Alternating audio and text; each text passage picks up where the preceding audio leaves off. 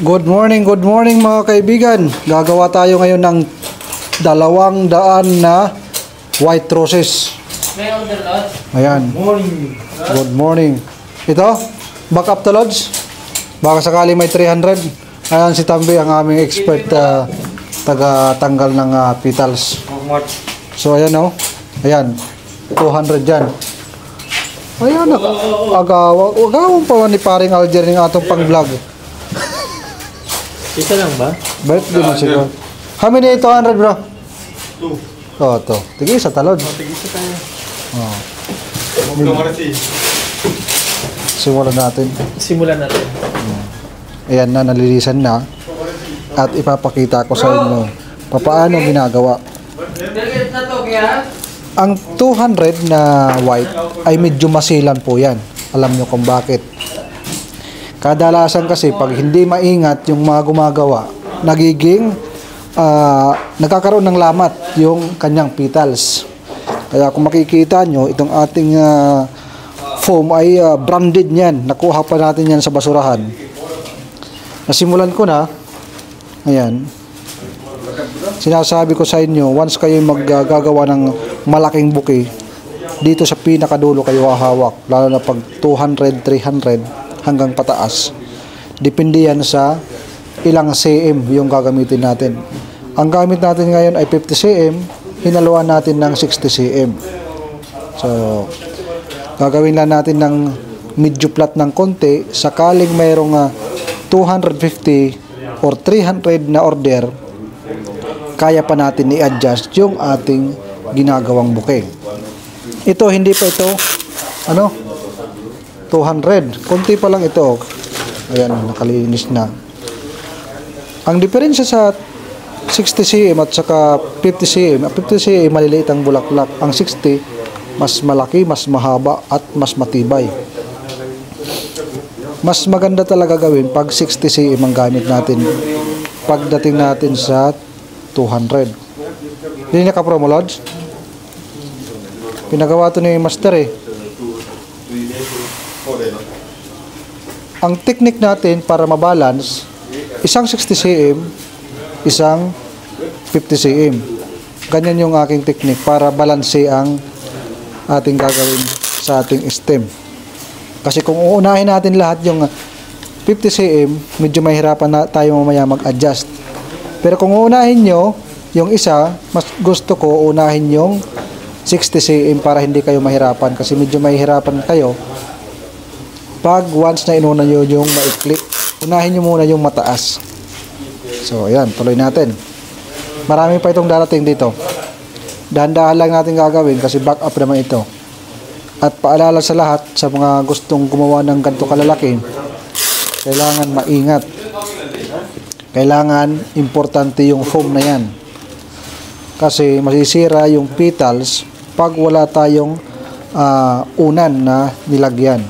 Pag nakalapat lang tayo sa semento or dito sa table, maaaring masira yung petals at mangitim dahil ang bouquet na ito ay mabigat. Kaya kailangan ng masilang pag-iingat sa ating ginagawa na white roses. Tuloy natin. Kumain lang ako ng konti para malakas. Sir, pumata mo sir? Isa mo sir? Lamig mo na yung kuha mo. Ito, pareho libre na.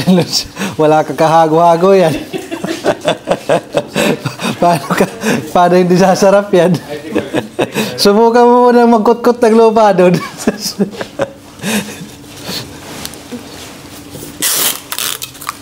Wala ko yung lima. Hindi mo ko yung turun.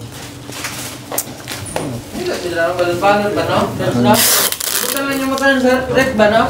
Lagay lang. Pag ano magabi, magprinto ka. Yung unang gawa pa yan, lagay lang sa rep.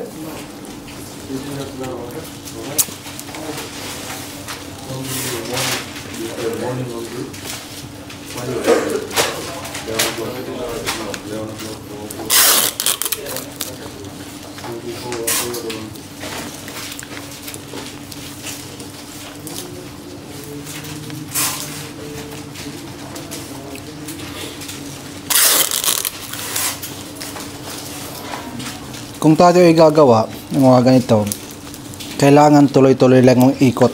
Okay, wag tayo lalagay dito, wag tayo lalagay dito. Sundan nyo yung ating mga moves. Paano natin iniikot, oh. Kailangan ganyan. Para yung ating stem ay one direction lang. Di ba? Kasi pag maglagay kayo kung saan-saan, pag nakakita kayo dito ng puwang, dito na naman, mag-iikis-ikis yung ating stem at magiging pangit yung resulta at madumi ang resulta ng ating bouquet.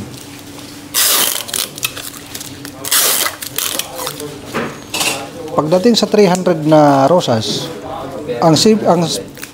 pagdating sa 300 na rosas o 300 na piraso ng rosas sa isang bouquet, medyo mahirap nang gawin pagdating sa 50 cm. Pero pag sa 60 cm, panalong-panalo pa siya. Pero minsan, pag walang stock ang 60 cm, kinakaya namin gawin ang 50 cm sa 300.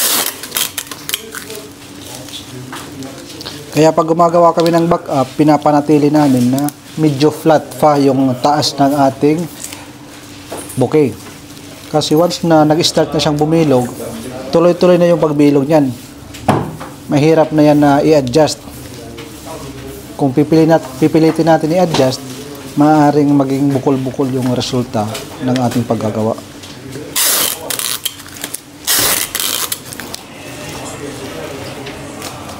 Kailangan maingat ang bawat paglalapag dahil pag ganito na, pag lumampas na ng 100, medyo mabigat na yan.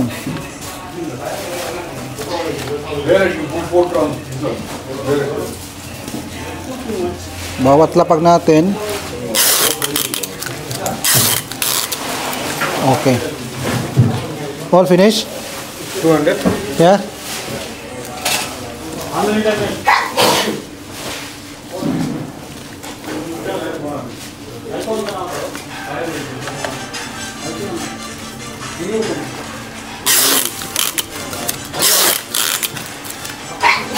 Siguro ngayon is malapit na tayo sa 100 piraso or 100 na. Okay. Kita nyo naman, flat pa yung taas. Hindi pa natin sinisimulan pabilogin. Kasi once na makita ko na mga 70 pieces, sisimulan ko ng pabilogin itong ating bouquet para magkaroon siya ng itsura. Yung konting carve lang, huwag masyadong, para pag in-adjust natin sa 300, hindi tayo mahirapan.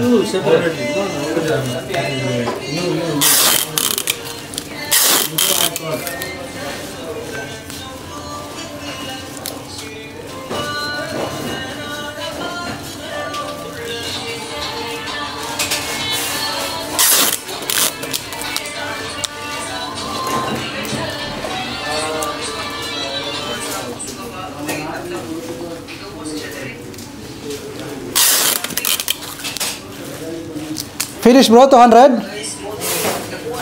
Finish 200? Yes.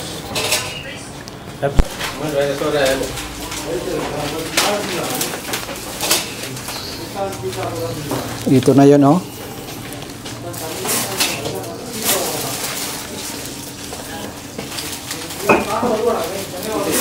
Panalo ba? Pag mga ganito, kaya itong i-upgrade hanggang 300. Kahit 350 pa, panalo.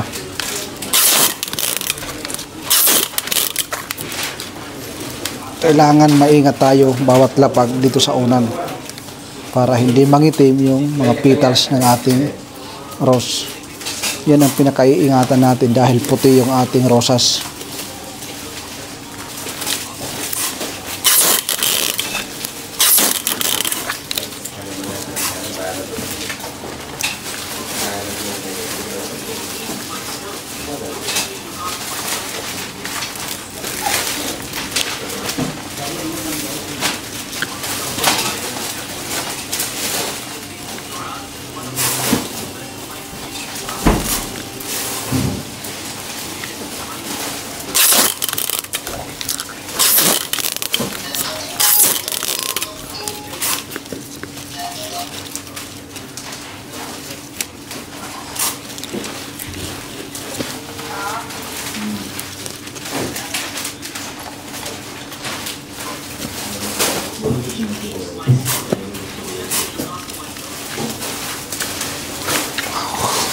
Grabe ang bigat.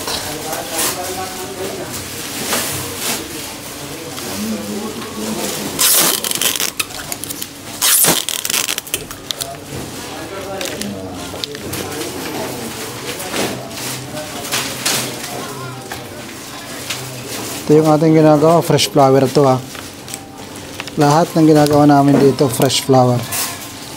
Wala kaming plastic dito.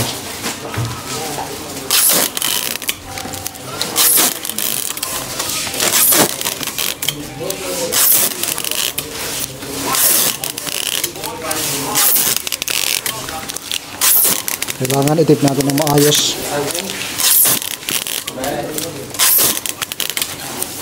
Order आए थे ऑर्डर आने से कौन आने से पहले ऑर्डर है अभी का बना दीजिए ना पहले फूल का बस्ती दाल मेरी रेड वाइट पानी भर फूल ये बड़ा हो जाता पहले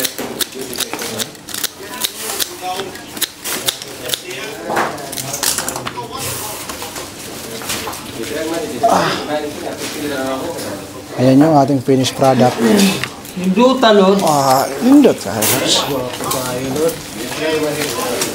At kailangan meron pa yan double tip sa taas para hindi lumawlaw. Lalawlaw kasi dito eh. Kailangan ng suporta.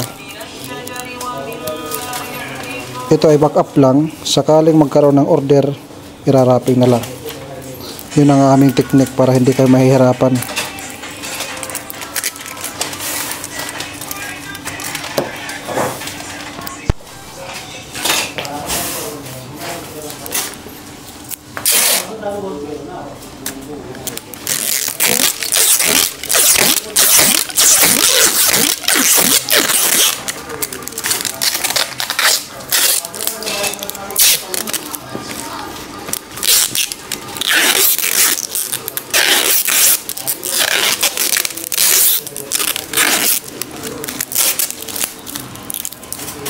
So ayan, tapos na. Yan yung ating 200 backup. Panalo.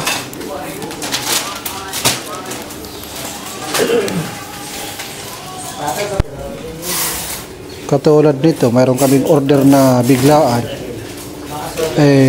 Yamot Santo.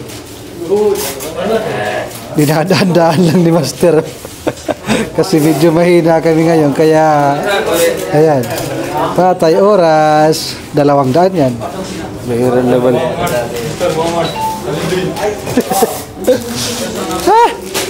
Ito may order tayo. Lily. Paring Alger, mga style nito, alam ko ng galawan dito.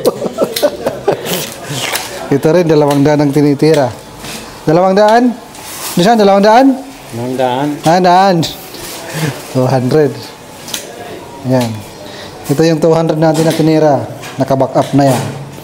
Meron tayong 200 na 2 pieces.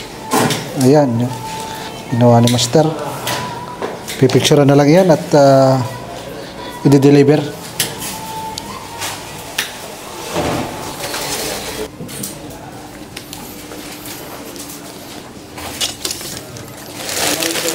Ito naman yung ating lily na puti.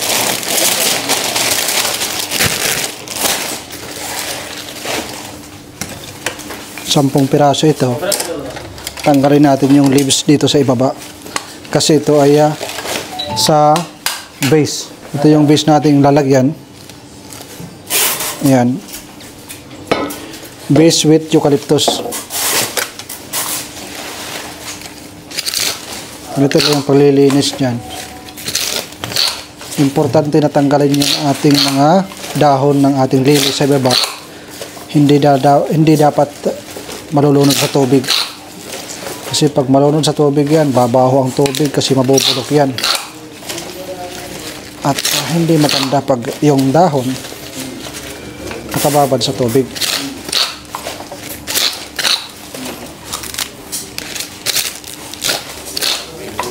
Ito naman ay napakadali lang itong gawin. Lagay natin yung mga sirado sa gitna. Tapos yung medyo may open, ganyan. Ganyan. Lagay natin sa labas. Mas maganda kung ganito pa yung lili. Mas tumatagal siya. Mahabang panahon pa ang kanyang gugugulin sa inyong lamesa. Pero pag bukang-buka na, nako, malapit nang mamatay yan. Ito, papunta pa lang sa pagbuka. Preskong-presko pa. Fresh na fresh. Tapos sukatin natin ang haba dito. Okay? Alright. Kailangan hindi kayo magpuputol ng sobrang ikli. Kasi yung ating fresh flower, hindi pwedeng dugtungan yan. Hindi yan katulad sa artificial. Ngayon, pag nakuha nyo yung tamang sukat, bago nyo ipasok, ay hugasan muna para matanggal yung mga dumi. Ngayon, pasok na natin dito sa kanyang base. Ayan, malinaw na malinaw ang tubig.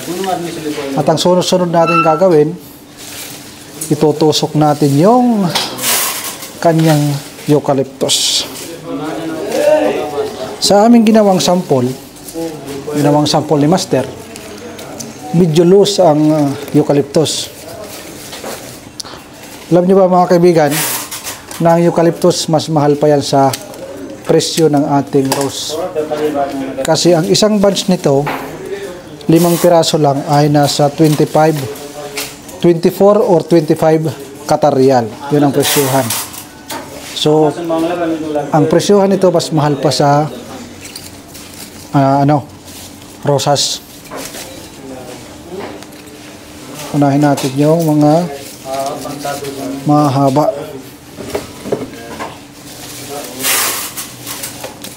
Once na ito ay bumuka, ganda niyan. At ang bango.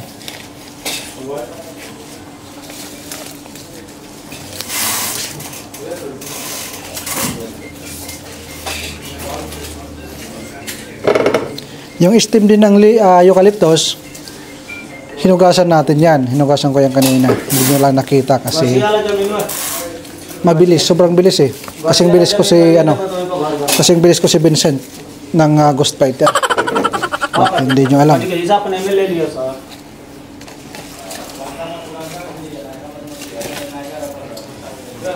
Kailangan mayroon tayong arch. May mga lumalawit-lawit. Ayan, medyo madumi. Tanggalin natin yan. Pag hindi ka ayayang tingnan, kailangan huwag na natin ipagpatuloy. Kailangan malinis.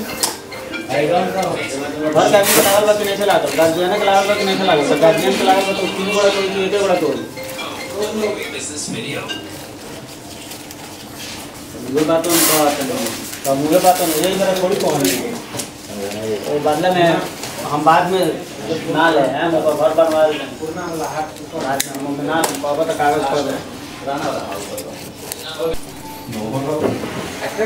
Ayan. Manalo, di ba? Labas natin yung bulaklak. Limtos base. Tapos na. Alright. Inaantay na yan.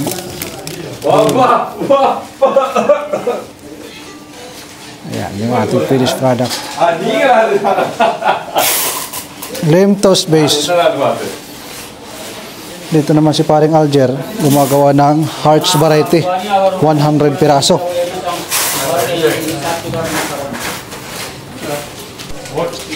Dito naman dahil wala tayong masyadong order, gumagawa sila ng mga backup na wrapping. Ayan yung black triangle wrapping. Gumawa kami ng layout para mabilis namin magagawa yung wrapping. Ayan, ito naman dito, ito yung white triangle wrapping. Ayan.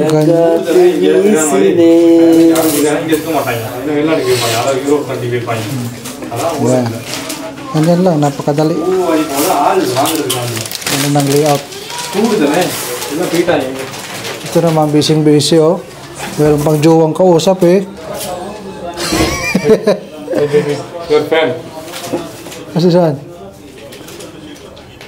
Your fan. Every day watching your video. Ah. bro, watch this video ha. What's this name guy? Irfan? Video korang le? Ara. He is watching always my video. Thank you so much bro. Pwede boro abar. Stay tuned. Why, ayan. Ang ating mga viewers. Ito naman si Paring Irfan. Si Paring Irfan. Si Paring Irfan.